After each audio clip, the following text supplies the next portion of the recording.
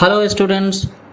तो मैं संतोष कुमार आज आपको बाल महाभारत कथा से चैप्टर नंबर 29 सुनाने जा रहा हूं। और इस चैप्टर नंबर 29 में क्या है, तो इसमें महाभारत का जो युद्ध हुआ था उसके पहले, दूसरे और तीसरे दिन की कहानी है कि पहले 3 दिनों में इस युद्ध में क्या क्या बातें हुई, क्या क्या चीज़ें हुई।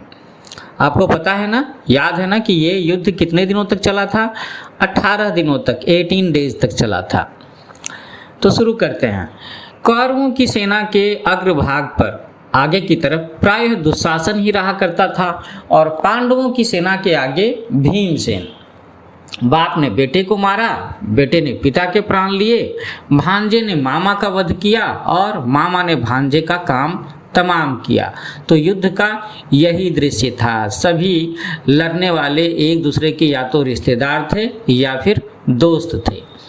तो पहले दिन की लड़ाई में भीष्म ने पांडवों पर ऐसा हमला किया कि पांडव सेना थर्रा उठी। युधिष्ठिर के मन में भय छा गया। दुर्योधन आनंद के कारण झूमता हुआ दिखाई दिया। पांडव घबराहट के मारे श्री कृष्ण के पास भागे भागे गए। श्री कृष्ण युधिष्ठिर और पांडव सेना का धीरज बंधाने लगे, हिम्मत देने लगे। पहले दिन की लड़ाई में पांडव सेना की जो दुर्गति हुई थी उससे सबक लेकर के पांडव सेना के नायक धृष्टद्युम्न ने दूसरे दिन बड़ी सतर्कता के साथ व्यूह रचना की, बड़ी अच्छी प्लानिंग की, स्ट्रेटजी बनाई और सैनिकों का साहस बढ़ाया। सारी कौरव सेना में 3 ही ऐसे वीर थे जो अर्जुन का मुकाबला कर सकते थे। पता है कौन थे वो थे भीष्म, द्रोणाचार्य और कर्ण। सारे कौरव वीरों को अपना प्रतिरोध करते देख करके अर्जुन ने अपना गांडीव हाथ में लेकर के इस कुशलता से युद्ध किया कि कौरव सेना के सभी महारथी देख करके दंग रह गए। तो बच्चों, तुमने सुना ना कि अर्जुन के गांडीव, तो अर्जुन के धनुष का नाम क्या था? गांडीव। है ना बड़ी स्पेशल सी बात। भीष्म ने अर्जुन पर जोरों से हमला कर दिया। इस प्रकार अर्जुन और भीष्म के बीच बड़ी देर तक युद्ध होता रहा। फिर भी हार जीत का कोई निर्णय न हो सका। एक ओर ये अद्भुत युद्ध हो रहा था तो दूसरी ओर द्रुपद का पुत्र धृष्टद्युम्न, जो द्रोणाचार्य का जन्म से ही बैरी था, दुश्मन था, आचार्य के साथ युद्धरत था। सात्विकी द्वारा छोड़े गए एक बाण ने भीष्म के सारथी को मार गिराया। सारथी समझ रहे हो ना आप? जो रथ को चलाता है, रथ का ड्राइवर होता है। सारथी के गिर जाने पर घोड़े हवा से बातें करते हुए अत्यंत वेग से भाग खड़े हुए। तो इससे अब ऐसा क्यों हुआ? क्योंकि जब घोड़ों को कंट्रोल करने वाला, दिशा निर्देश करने वाला ड्राइवर ही ना रहे, चालक ना रहे, तो फिर तो घोड़ों के मन में भय हुआ होगा और वो बस बेतरतीब तरीके से भागे जा रहे होंगे। और ऐसा करने से कौरव सेना में बड़ी तबाही मची। सब कौरव वीर पश्चिम की ओर देख करके यह मनाने लगे कि कब सूर्यास्त हो जाए और युद्ध बंद हो, ताकि इस तबाही से मुक्ति मिले। तो सूर्यास्त की बात क्यों है ना?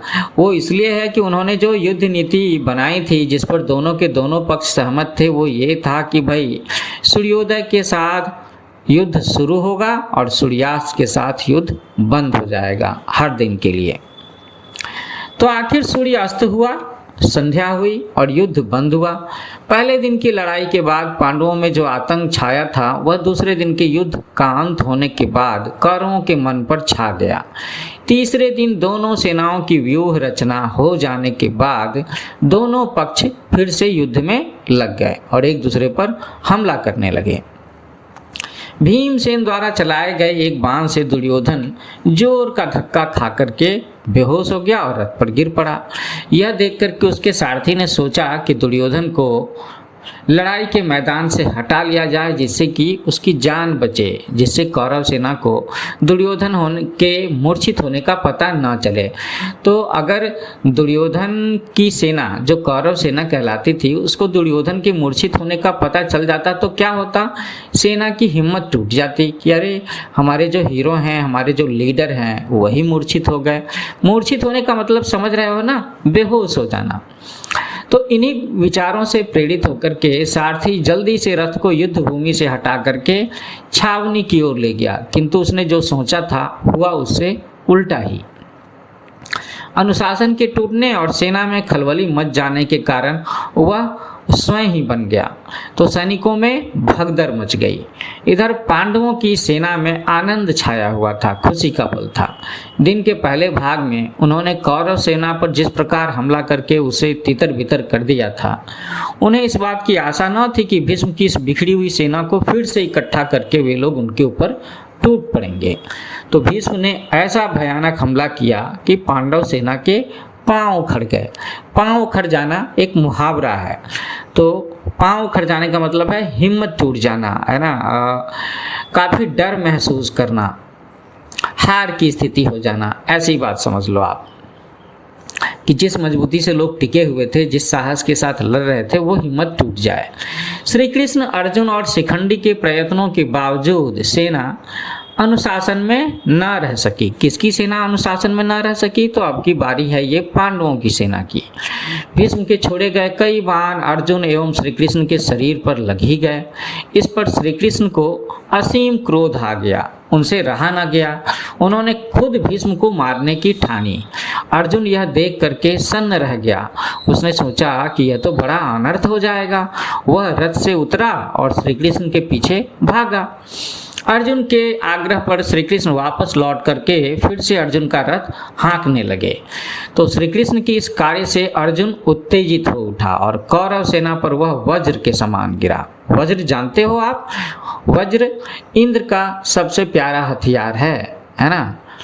कहते हैं नहीं, बिजली कड़कना, वज्र गिरना।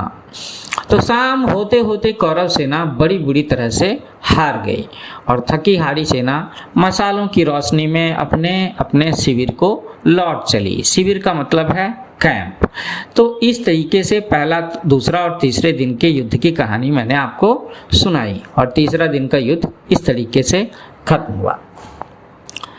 तो स्टूडेंट्स, मुझे लग रहा है कि आपको महाभारत की कहानी अब और अच्छी लग रही होगी, क्योंकि महाभारत नाम ही है इस युद्ध का जो पूरे भारत को दो हिस्सों में बांट देता है। एक तरफ में दुर्योधन के पक्ष के लोग, तो दूसरी तरफ में पांडव के पक्ष के लोग। तो ये एक ऐसा युद्ध था जिसमें पूरा भारतीय क्षेत्र युद्ध में लगा हुआ था।